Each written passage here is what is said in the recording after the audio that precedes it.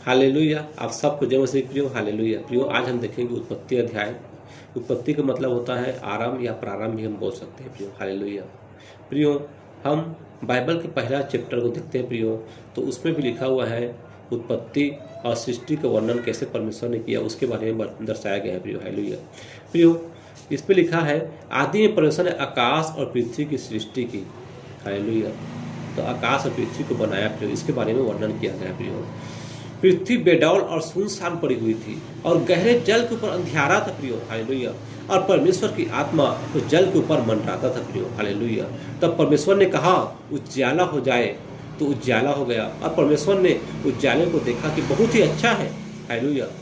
तो प्रियो उजियाला को अलग कर दिया प्रियो, और अंधियारा और उजियाले को अलग अलग दो भागों में बांट दिया प्रियो। हालेलुया। और परमेश्वर उजियाले को दिन और अंधियारे को रात कहा। हालेलुया। और सांझ हुई। इस तरह से पहला दिन भी कंप्लीट हो गया प्रियो। पहले दिन में परमेश्वर ने क्या किया? पहले दिन प्रियो परमेश्वर ने अंधियारा और उजाला इन दोनों को अलग किया प्रियो, इन दोनों को बनाया प्रियो। हालेलुया। पहले दिन प्रियो। हालेलुया। फिर परमेश्वर ने कहा जल के बीच में एक अंतर हो जाए, जल दो भाग में बट जाए। जो समुद्र जो पृथ्वी के ऊपर जल था उसको दो भाग में बांट दिया प्रियो। हालेलुया।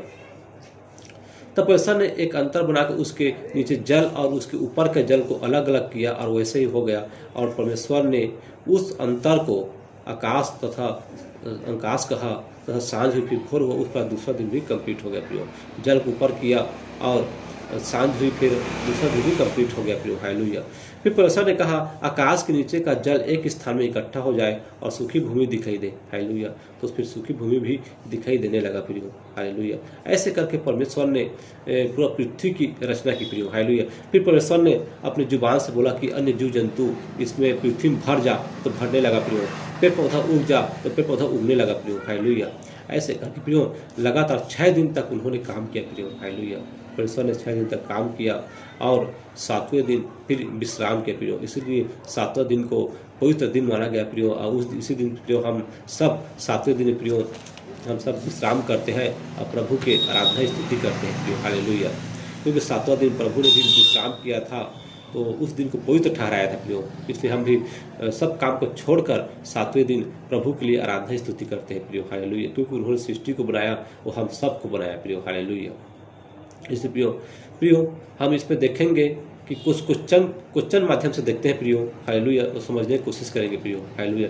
लिखा है प्रियो युवा परमेश्वर ने भूमि से सब भांति के वृक्ष जो दिखने में मनोहर और उनके फल खाने में अच्छे थे उगाए। हालेलुया। बहुत सारे ऐसे वृक्ष उगाए प्रियो जो खाने में बहुत अच्छा था और देखने में मनोहर था प्रियो। ऐसे वृक्ष भी उगाए प्रियो। हालेलुया।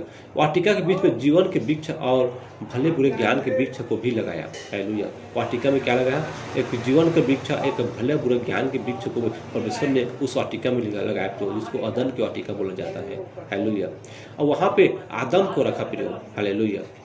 वहाँ पे आदम को रखा और उनके खाने के लिए अच्छे मीठे मीठे फल भी उगाए प्रियो। हालेलुया।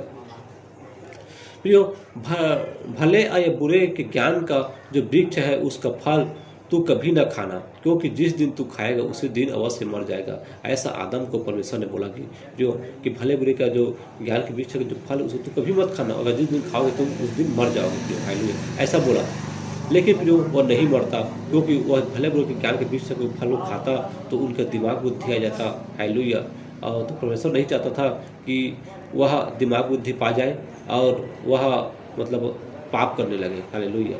लेकिन प्रियो उसको सर्प ने, जो शैतान तो सर्प के अंदर घुसा और उसको बता दिया कि तू जा भले बुरे ज्ञान वृक्ष के फल खा लेना, तब तुम्हें ज्ञान प्राप्त हो जाएगा। और उन्होंने प्रियो जो उनकी पत्नी थी हव्वा, हालेलुया, वो हव्वा को प्रियो उन्होंने बताया और उन्होंने हव्वा ने टोकरा खा ली और उनकी पत्नी को भी आदम को खिला दिया और फिर दोनों को ज्ञान बुद्धि आ गया। हालेलुया। और जो दोनों नंगे थे वो फिर जाकर झाड़ियों में छिप गए प्रियो। हालेलुया। जब परमेश्वर आया, परमेश्वर को देखा तो झाड़ियों में छिप गया।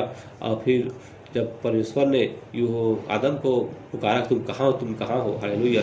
तो वो लोग छिप गए। वो बोले कि मैं नंगा हूँ, मैं तुम्हारे सामने नहीं आ सकता। हालेलुया। तो उन्होंने पूछा कि किसने बोला है तुम नंगे हो? हेलो, क्या तुम उस वृक्ष के फल को खाया जिस वृक्ष के फल को मैंने खाने के लिए मना किया था? तो उन्होंने बोला कि हाँ मैंने खाया, मुझे मेरी पत्नी ने दी, मैंने खा लिया। उनकी पत्नी को सांप ने खिलाया। हालेलुया। ऐसे उन्होंने अपने गुनाह को दूसरे पर थोपते गए। हालेलुया। इस तरह ऐसा जो भरमाता है हमें दुष्ट आत्मा, जो दुष्ट